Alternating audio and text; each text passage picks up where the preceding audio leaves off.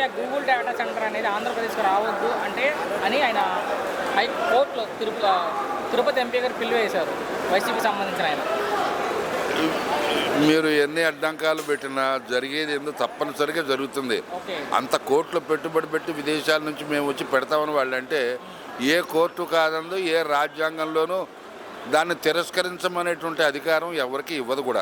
Court కూడా అదే చెప్పింది, ఇలా ముట్టకాయలు కూడా వేసారు కోర్టుకు సంబంధించి మీరు అన్నట్టుగానే. కానీ ఇలా పదే పదే వైసీపీ వాళ్ళ అభివృద్ధిని అడ్డుకోవడం మీద మీ అభిప్రాయం ఏంటి అంటే? అడ్డుకోవటం అంటే వాళ్ళ మనుగడ కావాలి కదా, 11 సీట్లు వచ్చినాయి కదా, ప్రజల్లోకి రాలేకపోతున్నారు. ఓడిపోయిన వాళ్ళు కానీ గెలిచిన వాళ్ళు కానీ వచ్చి వాళ్ళ తరఫున ప్రచారం చేసుకుని 10 మందిని పోగు చేసే పొజిషన్లో లేరు.